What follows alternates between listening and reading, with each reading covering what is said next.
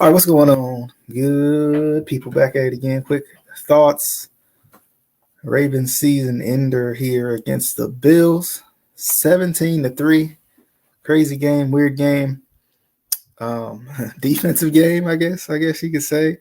I mean, yeah, defensive game to be honest, because there was only one offensive touchdown scored this game, and it was by the Bills on that little screenplay that looked kind of funny defensive from the Ravens set defensively. But let's jump into this thing.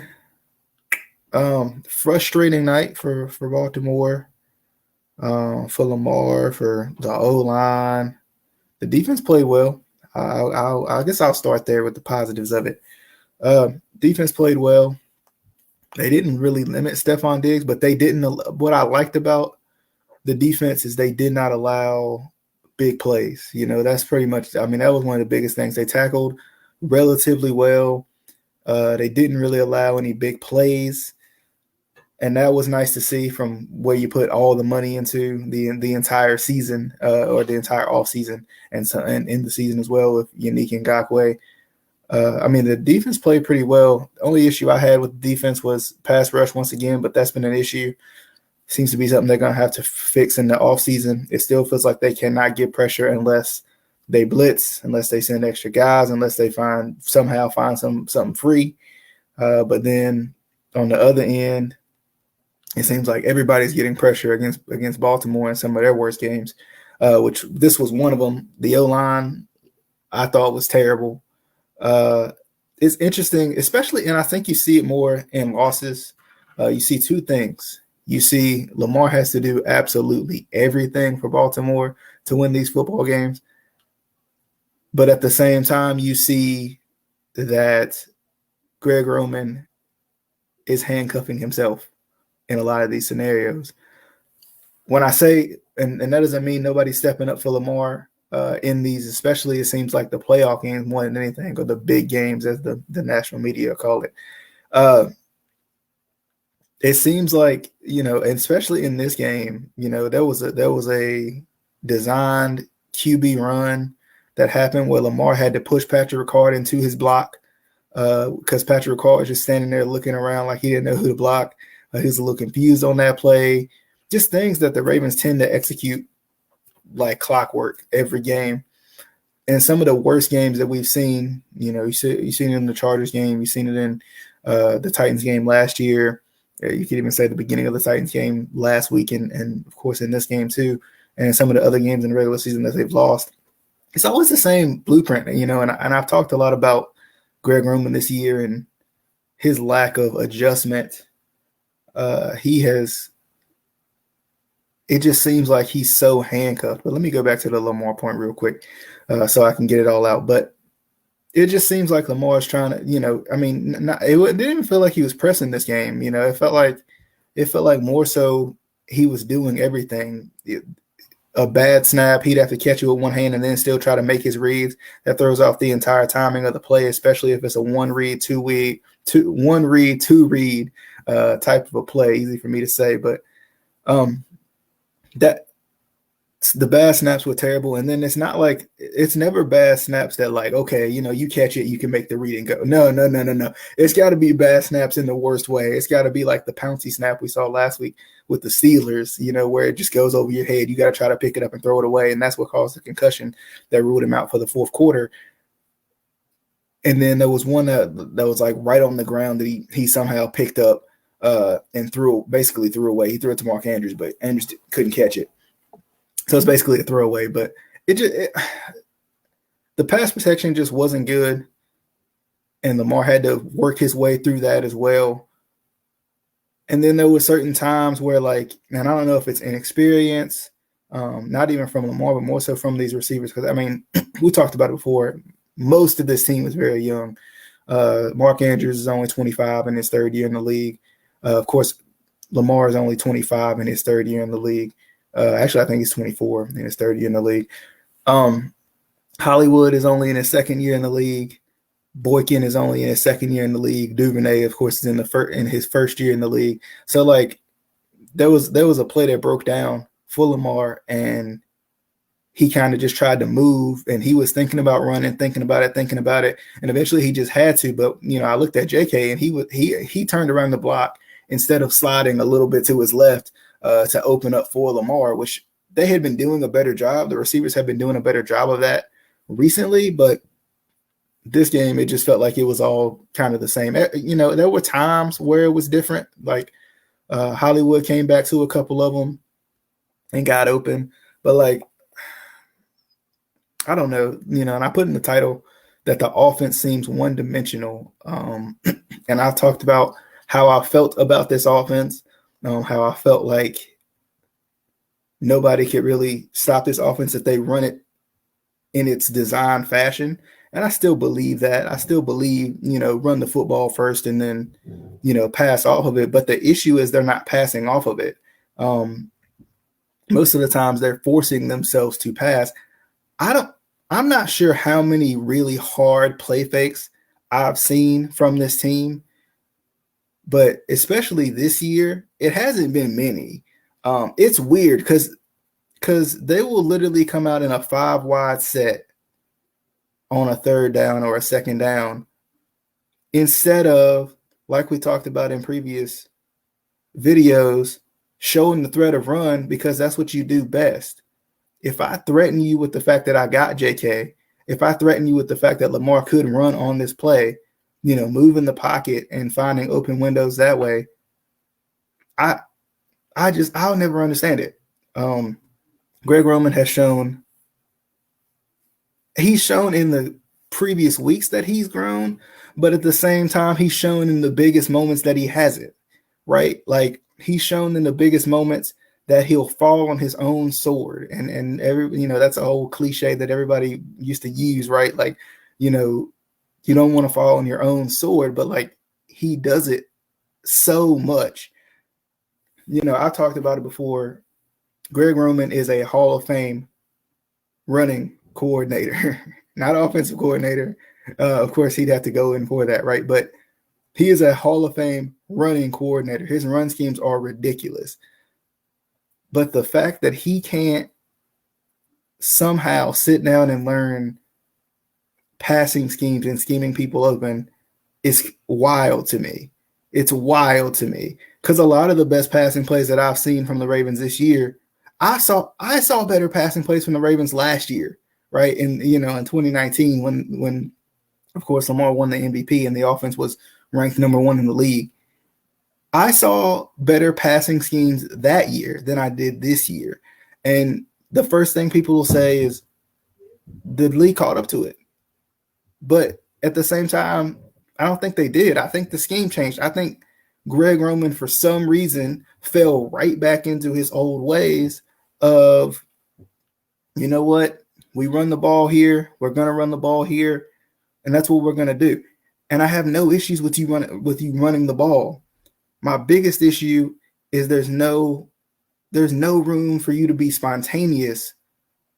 And I that's my biggest issue with Greg Roman, right? He's not spontaneous. He doesn't come up with anything where you're like, whoa, right? When you look into his run schemes, like, I literally watched a video documenting his run schemes and how pretty impressive they are. And I was impressed by him myself. It made me respect him that much more. But then it's like, when everybody knows you'll run it down, you can run it down their throats. Why is there never any room for a play action pass? Why is there never any room for on these, like we talked about it last week with the Titans game, right? A game that the Ravens won. Why is there no room for you to move the pocket and find somebody on the backside, right? Why is Hollywood not blocking and releasing on a backside drag or slant to give Lamar an option to throw to regardless, right? It's probably not that easy as I'm saying it, but at the same time, I just want to see something different, right? And the whole talk all year long has been, will this offense grow up enough? They have to pass the ball. And the crazy part is, like, we see that the Ravens don't have to pass the ball to win football games, right? No, they do have to finish their drives, and we talked about this time and time again. They do have to finish their drives, and that was one of the things on the execution side of things that the Ravens did not do in this game that ended their season. Is they did not finish drives. There was a pick six in the red zone, which Lamar Jackson does not even throw picks in the red zone. This is his first one regular season and playoffs, I think. But I know definitely he didn't have any. He hasn't had any in the regular season. But this is I think the first one, and it was the same. It was basically the same read as the Pittsburgh game, that pick six that started the game. Of course, this was in the second half, but the pick six that started the game against Pittsburgh, it was practically the same, the same read. Typically, I would expect him to throw that ball low.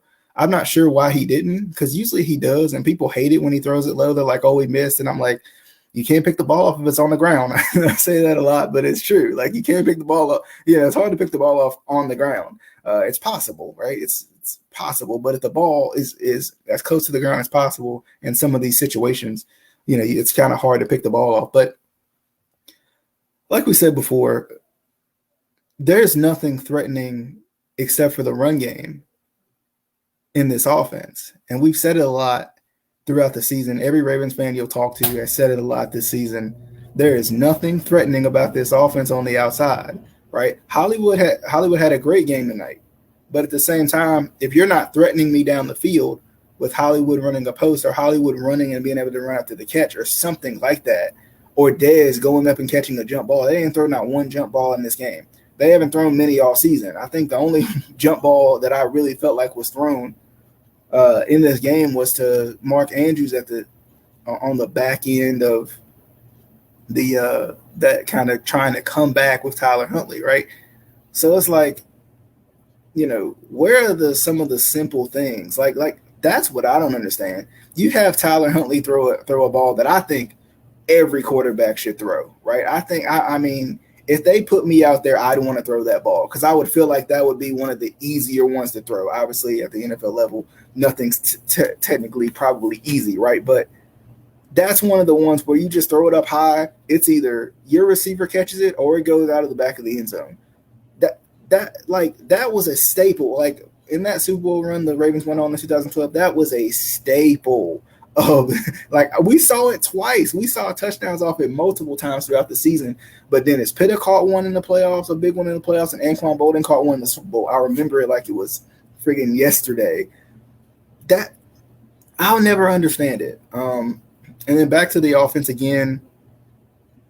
Why? My question is, why sign Dez if you're not going to use him? Like, I get it. Dez is a little older, right? I think he's 32, if I'm not mistaken. He's lost a couple of years of his career, due to injury, and then, of course, not playing last year. But you signed Dez to be somewhat of a difference maker. I would have thought you signed him to be a little bit more than just a mentor to the younger receivers. I mean, I think it was good. We saw the receivers improve because Dez was in the locker room. But at the same time, I probably could count on one hand how many times I saw him on the field in this game. And like we've said in the past, and it's funny how all of these things are coming full circle from other losses that have happened this year, Dez Bryant is still Dez Bryant, right? Like, he may not be as fast as he used to be, but I'm sure his hands are pretty much the same, right?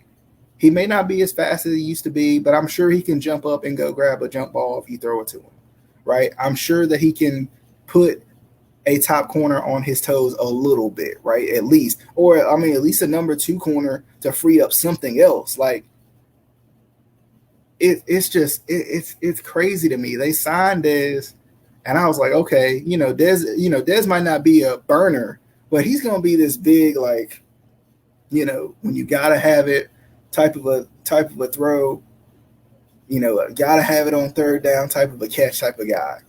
And we just didn't see it. And I don't know, I don't know if the organization knew something, Greg Roman, John Harbaugh knew something that we didn't know. But, like, in the games that he played and got touchdowns in, he was fighting. He was fighting his butt off. So I'm not sure why Dez was not in the game in a lot of these crucial situations. one of the other things that frustrates me about the offense is, and it's been like this all year long, I don't think you should ever be forced to pass the football. And I felt like the Ravens were and they weren't forced to pass the football, but like it seems like when they finally start to pass the football, when they do, like, not taking shots, not doing anything crazy, but like when they're forced to pass the football, it seems like they can move the ball. So my question is, why are there not more shot plays incorporated? Why are there not more play? Like, we talk about Tennessee so much because Tennessee's offense is very similar to the Ravens' offense. They're very run first, but they run some mean play. Tennessee runs some mean play actions. Their play actions are absolutely beautifully schemed up, man.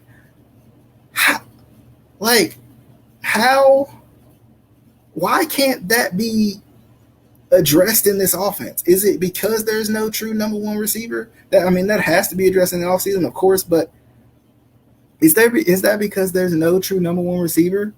But you're trying to tell me you can't, that the running game that everybody had caught up to, that was still number one in the league, that was still scoring 20 points a game, except for one game this year, you're trying to tell me that you can't run any play action off of that?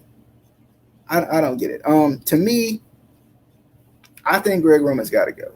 And I had been on the fence about it the last couple of weeks because I felt like, or the last 5 weeks and last week, right? Because he made the adjustments in the Titans game. And then the 5 weeks before that, the offense was clicking. They scored 45 against, and I guess technically what it was like, probably like 40, something like that, 39, something like that. But still, 39 points is ridiculous. Against the Browns, like, the offense was clicking. Like, I was like, okay, offense. The offense was clicking. But now I'm like, once again, Greg Roman fails to make adjustments. He fails to do the necessary things to put. If the Ravens just lost based off of lack of execution, I don't think it would hurt as bad, right? If the players just came out here and just had a bad game, but like, I would much rather the game be determined by, oh man, the players just didn't come out here and have a good game, or we just got outplayed, right? Like, if it was just the defensive line of the Bills was just destroying our offensive line and we just couldn't execute, man, it's been a while since I've seen a Ravens game where it's felt like the players didn't execute well enough to win the game. There's been moments of that, but like, it shouldn't be in combination with the coaching, and it shouldn't be in combination with, the play calling, right? Like, I shouldn't be sitting here every time the Ravens lose a playoff game or any game and be saying, man, like, I wish Greg Roman would have been able to scheme this up or that up. Like, it's just crazy to me. But overall, the offense didn't. I still didn't feel like the offense executed like they should have. They didn't finish like they should have. The 2 missed field goals from Justin Tucker, in a way, were huge because even if, let's just say, everything is as is and Lamar throws that pick 6, it's only a 1-point game at that point instead of a 14-point game. So that changes things a little bit, right? If everything goes as planned, obviously hindsight being 2020, you never know how that would go. But I don't know. It's frustrating. Definitely. I think it was definitely a frustrating season. I think a lot of Ravens fans felt like it was going to go better than it did. And even when we were 6-5 at one point in the season, and it felt like the wheels were falling off or something, it felt like there was still a chance. It still felt like they could. It seems like they're this close, they're close, but they're just not quite there. The defense, I think the defense is there, with the exception of pass rush.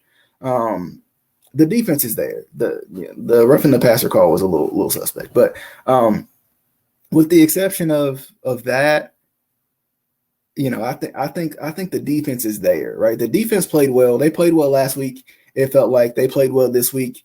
The defense was there. The defense showed up every single game, especially down the stretch, and especially in the playoffs. The defense was great. I can't fault the defense, but the offense is where my frustration is, and it's odd because Ravens fans are used to seeing the 13-10 win and being cool with it, right? And I mean, don't get me wrong, I would have been cool with a 13-10 win tonight, but at the same time, it's like, what's up, right? What's up with this offense? There was a couple of drops in this game, and some of it was execution. Like, I can't blame, in a way you can, but at the same time, you're supposed to do your job, right? I can't blame JK dropping that ball that Lamar just extended the play for ever. I don't know how he even pulled it off and threw it to JK. I mean, I can't be mad at that, right? I mean, I can't be mad at Greg Roman's play calling for that play, right? Like, Lamar made it work as he normally would. Mark Andrews dropping a couple of balls here and there. I can't be mad at Greg Roman's play calling for Mark Andrews dropping the ball, right? I just can't. Bad snaps. I can't be mad at Greg Roman's play calling for bad snaps. And we said it before. Some of it's just execution, right? There's a part of me that wants to be mad that the offense didn't do their thing, but then there's another part of me that's like, if Macari snapped the ball to Lamar, right? I think there were snips. There were 6 bad snaps in this game that I think many fans had counted throughout the game. Some of them Lamar caught one-handed and made it work. Others were on the ground. One resulted in the concussion. But it's like, really? And then, I always think about why can't the Ravens go under center when those issues happen, or trade out the center, right? I know that's hard to do. The offensive line had played relatively well throughout. But once again, last point here. Back to the scheme, back to Greg Roman and why I feel like a lot of the blame still goes on Greg Roman. Again, the Bills come out on one possession, and when I tell you the Bills came out and blitzed the house, like, I think I was in it. I might have been in the pass rush for the Bills at that point, right? They were blitzing everybody. I think they blitzed 7 and had 4 people in coverage. Explain to me why you're running 4 verticals. I'll never understand it. I will never understand it. You're running 4 verticals, but they're blitzing 7 at you, or even 6 at you, whatever you, let's say they play cover 1 and, whatever, right? It's like that. I'll never understand it. Some of the just boneheaded, head scratching moments in this game just make me think, like, it's not that we're that far away. Like, we're like, since Lamar took over, we're consistently in the playoffs, right? You go back to the Chargers game, they didn't play their game. You go back to the first Titans game, they didn't play their game. You go back to last week, they played their game and they executed. And then you come back to this game, and it's like, some of it was execution. I think it was 40% execution, 60% Greg Roman, right? Like, make adjustments, make adjustments. I want to see what they do with offense in the offseason. They don't do, typically the Ravens don't do much offensively in the offseason, but I mean, somebody said, I think it was Engraven, said, make sure it's not in doubt in terms of Lamar's contract, right? I mean, you can, of course, re-sign him this year if you want to, and I think they're looking into that. But, like, leave it up to no doubt.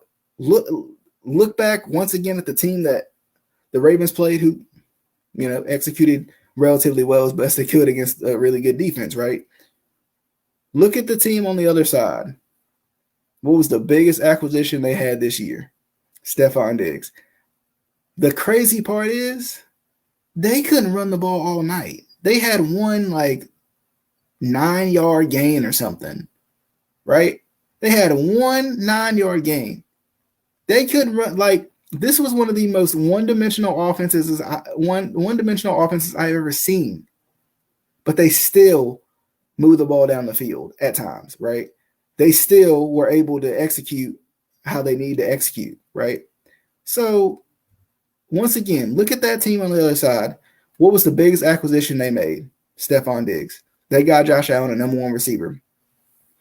My thing is, last point before I get out of here.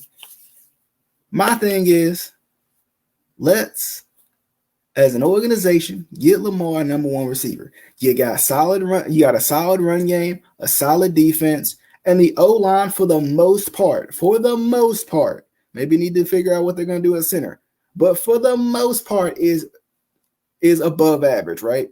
They're pretty good. Run wise, I think best in the league. Passing wise, they're a little suspect sometimes, right? I mean, you're going to have to address it at some point. But let's start with the receiver. Simply because nobody's scaring anybody on the outside for the Ravens. Nobody. It's been said multiple times. I can come stack the box against you if I'm not afraid of Hollywood Brown beating me off the edge. No, I'm not concerned, right? I'm not concerned about Boykin. He hasn't proven to be a number one receiver yet. I'm not concerned about Dez because you're not using Dez enough to show me that he still got it, right?